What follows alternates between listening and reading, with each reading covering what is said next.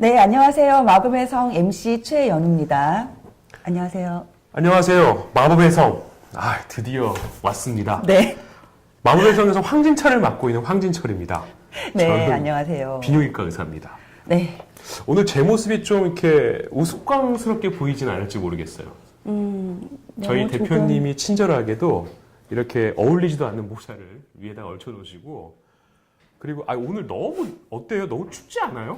조금 추웠는데 네네. 제가 또 추워가지고 감기도 걸리고 원래 또 2시 방송하기로 했는데 네네. 제가 또 길을 잘못 들어가지고 그렇죠. 네, 여러분들께 너무 죄송스럽습니다. 다음부터는 시간을 꼭 숙지해서 2시에 네. 좋은 방송 이끌어 나가도록 하겠습니다. 지금 그 맘스 라디오에서 저희 네. 방송을 엄청나게 기다리고 계셨다고 말씀을 드렸는데, 네. 저희가 판교에서 지금 왔는데요.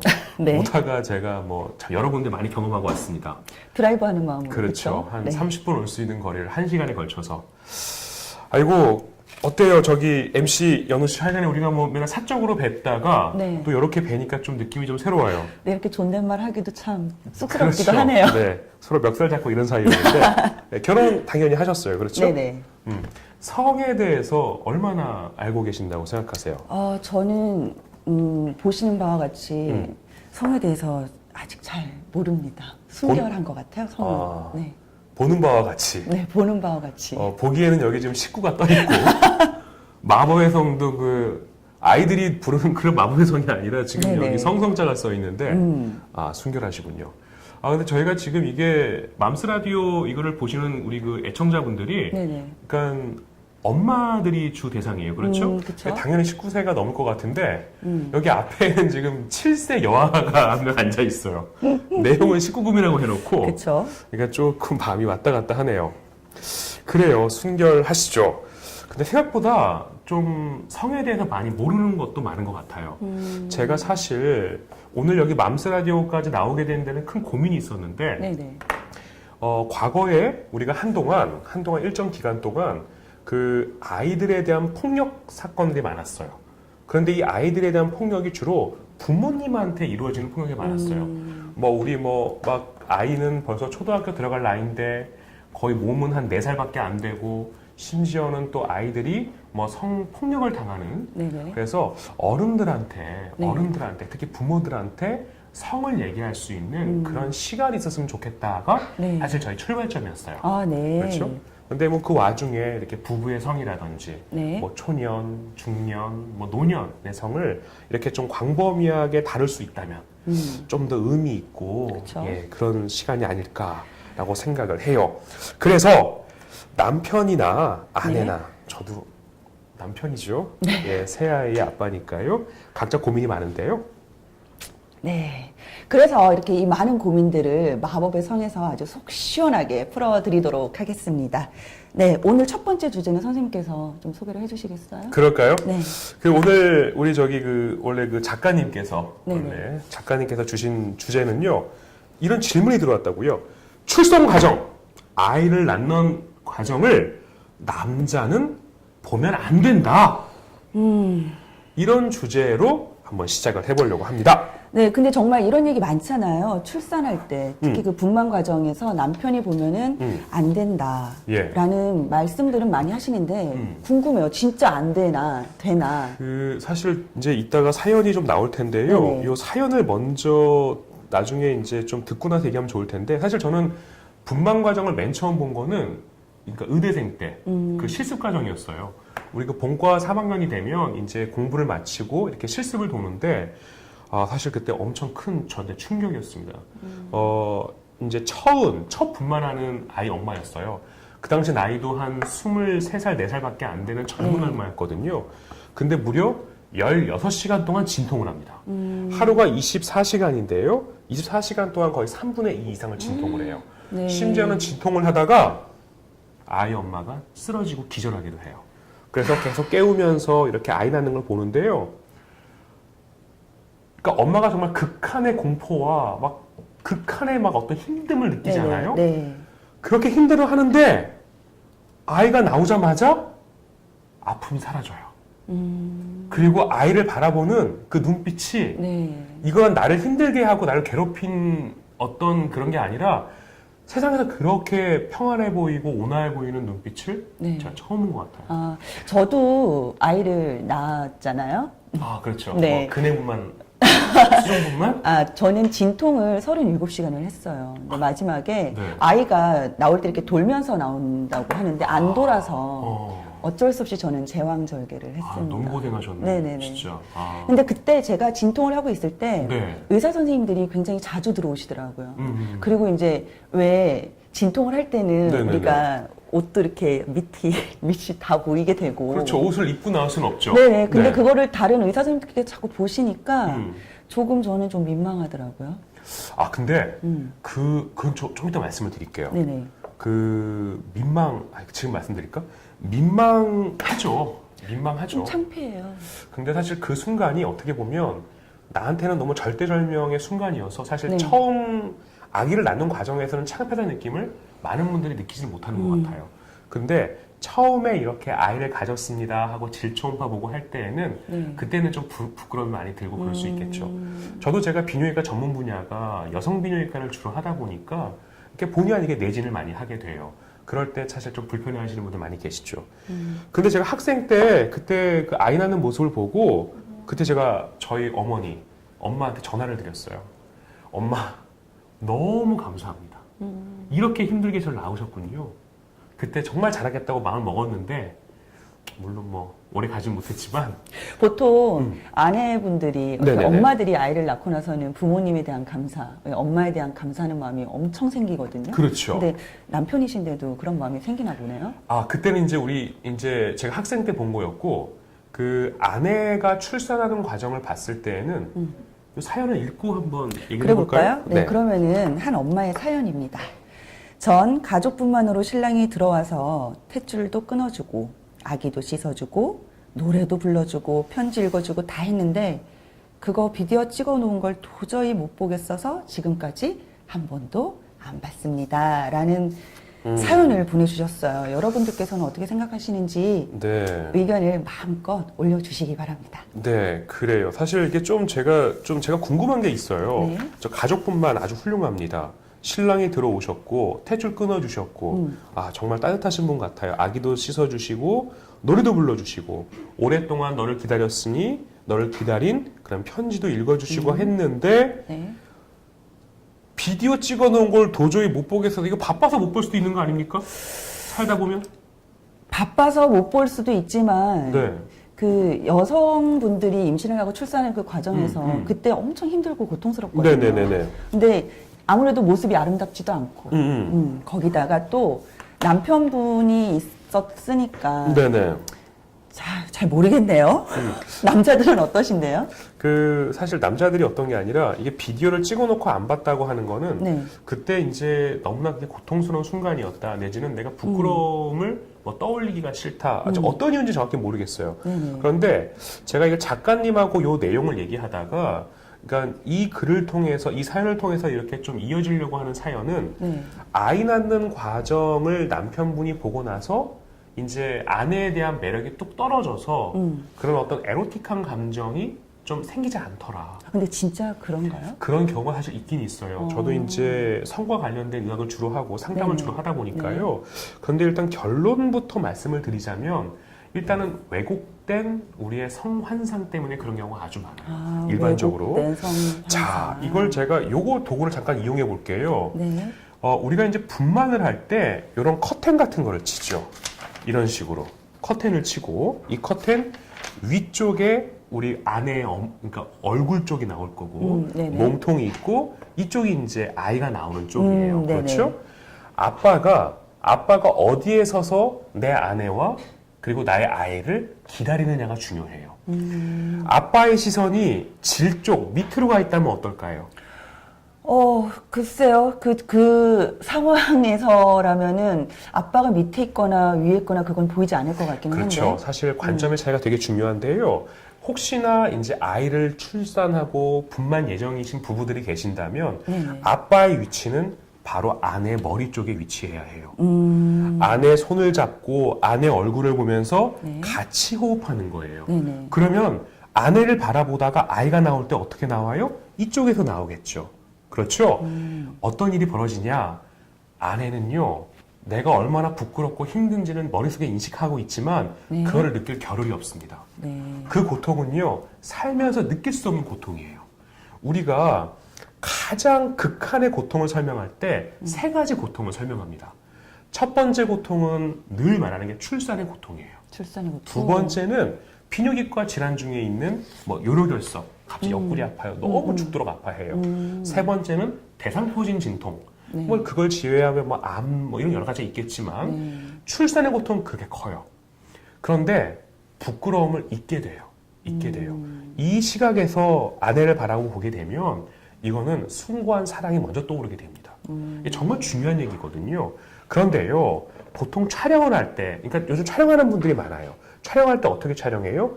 이렇게 위쪽에서 촬영하는 게 아니라 아이가 나오는 모습을 보겠다고 이렇게 촬영을 하는 거예요. 그런데 보세요. 출산을 할 때 계속 밑으로 힘을 줘야 돼요. 네네. 힘을 주다 보면 본의 아니게 소변도 나오고 본의 아니게 대변도 나오고. 그러니까 분비물이 나오게 되더라고요. 그렇죠. 네. 그런 분비물이 본의 아니게 나오다 보면 우리가 남자들은 남자들한테 내 배우자의 성기는 나의 어떤 성적인 욕구를 충족시켜주는 도구였어요. 그리고 아내가 배설하는 모습을 보는 경우가 상당히 드문 경우입니다. 네, 네. 그러다 보니까 내가 갖고 있는 성의식이나 성환상이 갑자기 송두리째 무너져 버리는 거예요. 네. 그렇죠. 그러니까 왜 우리 이런 거 있어요. 왜 우리는 너무 친한 부부야, 너무 괜찮은 부부야. 그래서 좀 속된 표현으로 우리 방구도 터. 그리고 뭐 열어놓고 뭐 막 이렇게 뭐 대변도 보고 소변도 보고 해. 네. 그게 어떻게 보면 정말 캐주얼하고 좋은 모습일 수도 있지만 그런 분도 물론 계시지만 서로의 배려 입장에서 본다면 모르는 거는 모르는 것도 괜찮아요. 그렇죠. 그러니까 예를 들어서 내가 너무 이렇게 가스가 배출되고 싶으면 네. 그냥 조용히 밖에 나가서 해결하고 오는 그런 부부도 있을 거예요. 그렇죠. 서로 그렇죠. 조심하는 부부. 그렇죠. 요즘에는 많다고 하시더라고요. 그렇죠. 내가 성환상이라든지 어떤 성과 관련된 그런 불편한 느낌들을 우리가 해소하고 내 아내와 같이 교감을 하기 위해서는 아내 머리 쪽에서 아이를 기다리는 그런 순간이면 참 좋겠어요. 와, 지금 저희 맘스 라디오 시청자분들께서 댓글을 좀 많이 올려주고 계세요. 한번 볼까요? 네. 네네. 제가 첫날이어서 전 저 혼자 얘기하니까. 네. 그렇죠. 이제 우리 시청자분들과 네네네네. 같이 네네네. 얘기하는 시간을 좀 가져봐야 될 것 네네네. 같아요. 문지영 고객님께서, 고객님께서? 죄송합니다. 네. 문지영 1번 상품 주문하셨나요? 네. 네. 3번 상품인 네네네. 줄 알았는데. 네. 네. 문지영 님께서 네. 애초에 남자들 성교육을 잘 받아야 한다고 그렇죠. 생각해요. 예. 야동 먼저 접하게 하지 말고. 사실 맞아요. 제가 네, 중요하죠. 사실, 그러니까 야동을요. 네. 사실 야동을 끊을 방법은 없는 것 같아요. 그러니까 그리고 되게 놀라운 말씀을 드릴 게 뭐냐면, 그러니까 저는 제가 성 상담을 주로 많이 하잖아요. SNS 무슨 뭐 예를 들어 카카오톡이라든지 이런 게 발전하면서 우리 어른들, 특히 노인분들도 야동을 보는 경우가 상당히 많습니다. 근데 야동은요 피할 수 없어요. 제일 중요한 건 우리가 스스로 필터링하는 능력을 키우는 건데요. 근데 이제 야동을 통해서 배설하는 거를 보인다든지 출산 과정을 보는 경우도 있어요. 네. 근데 그거는 이제 내 아내 것과 다르기 때문에 성적인 호기심을 충족시키기 위해서 본다고요. 그러니까 그런데 익숙한 분들이 내 아내가 그 영상과 비슷한 모습이 보이네. 이래서 불편해. 내가 뭔가 마음이 좀 안 좋아. 네네. 그런 모습이 떠오르지가 않아. 네. 성적으로 다가서지 않아. 이런 느낌이 들 수 있다는 거예요. 그렇죠. 성격 정말 중요해요. 그러면 남성분들이, 그러니까 네네네. 남편분들이 분만실에 들어왔을 때 네네네. 지금 테니킴? 네, 네네. 남편이 트라우마도 생기나요? 라고 생길 수 있어요. 여쭤보시네요. 예, 남편 트라우마 생길 수 있는데요. 사실 이 트라우마가 상당히 조심스러워요. 그러니까 이중적인 느낌이거든요. 우리 혹시 뭐 임신 중에 막 혈압이 올라가고 뭐 이런 순간들이 있어요. 네. 이런 순간들이 있어요. 그러면 산부인과적으로는 응급이 됩니다. 산부인과적인 응급이 생기면 어떤 일이 벌어지냐면 내 아내가 죽거나 내 아이를 포기할 수 있어요. 그런데 그때 많은 경우에 남자와 여자의 결정이 다릅니다. 엄마들의 결정은 내 몸을 희생해서라도 아이를 지키려고 해요. 네네. 그걸 우리가 모성애라고 합니다. 그쵸. 그런데 남편은 달라요. 남편은 내가 내 뱃속에 내 아이를 갖고 있었던 사람이 아닙니다. 뭐 옥시토신이나 그런 호르몬도 다르겠지만 정서와 시각 자체가 다르기 때문에 내 아이는 포기할 수 있어요. 내 아내를 포기하는 게 더 어려운 게 일반적인 남자들의 선택입니다. 그래요? 그러니까 아이가 나오는 순간은요, 약간 양가 감정이 드는 거예요. 양가 감정은요, 좋은 감정도 있고 나쁜 감정도 있는 거거든요. 그러니까 내 사랑하는 아내를 괴롭히는 그런 존재. 앞으로는 태어나면 우리한테 무궁무진한 기쁨을 줄 테지만, 그런데 지금은 너무 뭔가 선택해야 되고 힘든 순간일 수도 있다는 거예요. 이 트라우마는요, 내 아내를 괴롭히는 존재, 또 우리의 축복의 존재가 같이 옵니다. 그렇게 뭔가, 그러니까 일단 남편들은요, 그 순간에 정신이 없어요, 남편도요.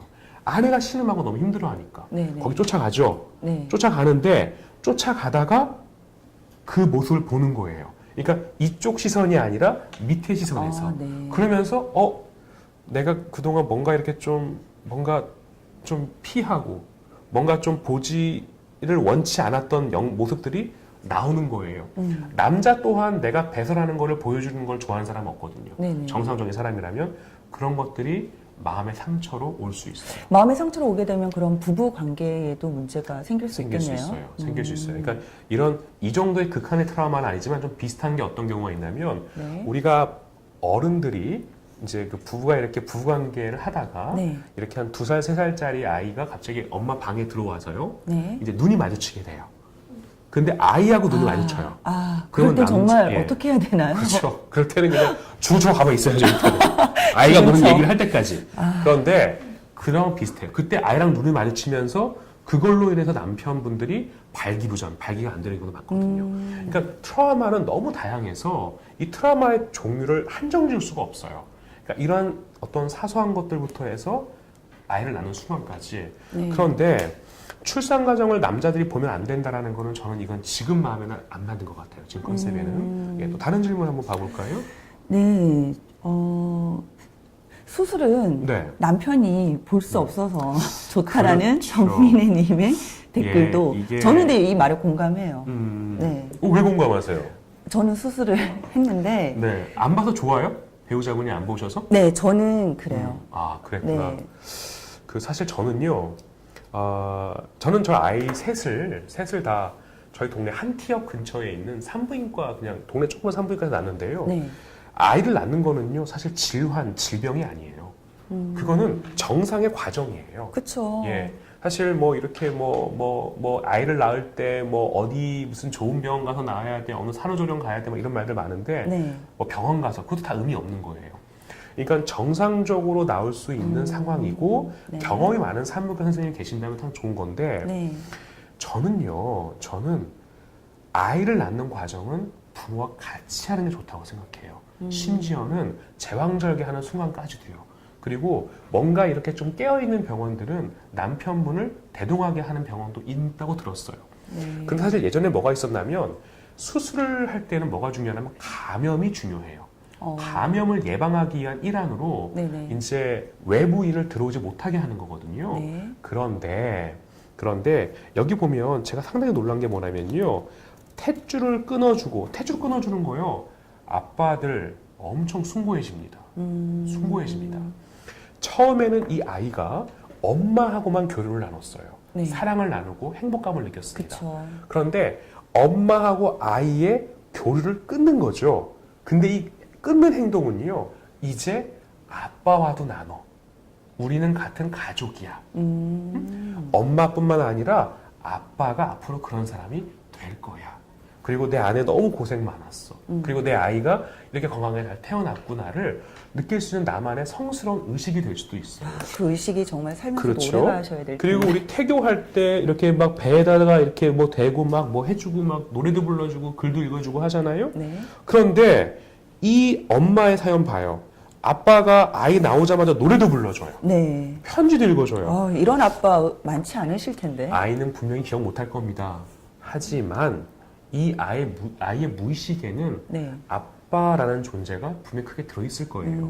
또 하나 이 정도의 사랑과 관심을 보여줄 수 있는 분이라면 과거에 우리가 느꼈던 그런 가부장적인 아빠라든지 그런 게 아니라 프렌디, 진짜로 친근한 가족 친화적인 아빠일 거예요. 정말 이상적인 아빠이신 것 같아요. 저는 이런 모습은 네. 장려되어야 된다고 생각을 해요. 네. 그래서 감염에 대한 문제만 해결이 된다면 가급적이면 저는 가족뿐만이 특히 온 가족이 들어오긴 힘들어도 내 배우자는 대동을 해서 그 어떤 숭고한 과정을 위에서 아내와 같이 호흡하고 왜 아이가 나올 때도 머리부터 나오거든요. 네네. 그렇죠? 내 아내의 얼굴과 아이의 얼굴을 동시에 볼 수 있는 이 위치에서 같이 호흡하고 출산 과정에 꼭 참여했으면 좋겠다라고 하는 게 네. 저의 생각입니다. 네.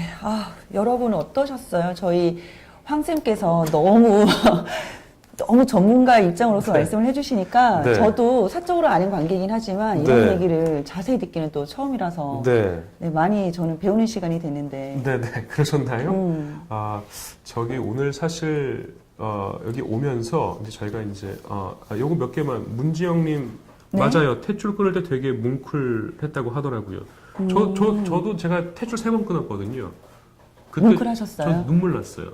특히 첫째 그래요? 낳을 때는 아내가 막 혈압 조절이 안 되고 그래서 실제로 그때는 아내가 잘못될 수도 있다는 얘기 듣고 제가 아까 말했던 그런 남편들과 똑같은 선택을 사실 했었어요. 그때는 아이를 포기하더라도 아내를 살려야겠다는 생각을 많이 했었는데 사실 그런 마음을 갖게 된 것조차가 죄책감이 들 정도로 아이가 잘 크고 있거든요. 네네. 정말 행복했어요. 정말. 예. 그런 마음 지금도. 그렇죠. 셋째가 이제 네. 저는 7살, 5살, 4살 연년생들인데, 셋째가 이제 드디어 그 동물계에서 인간계로 넘어오고 있기 때문에, 이제 아빠 얘기도 하고, 네네. 뭐 먹는 건 이미 저만큼 먹지만, 아주 행복하죠. 네. 그래요.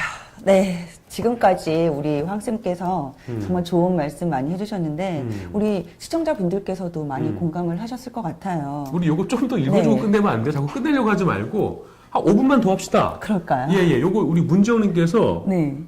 계속, 문지영님 이거. 셋째 갖고 싶은 마음 생길 뻔했대요. 네네네. 존경, 이게 지금. 네, 진짜 존경스럽네요. 그렇죠. 예. 태출 걸때 뭉클했습니다. 이거 어떻게 돌리나요? 네, 이거 이 지금? 아래로 저도 위로? 이 컴퓨터를 잘 예, 제 못 다음에 따라가지고. 저희는 이 컴퓨터 하는 법을 저희가 배워서 오겠습니다.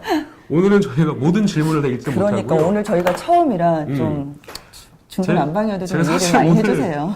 병원 수술을 마치고 네.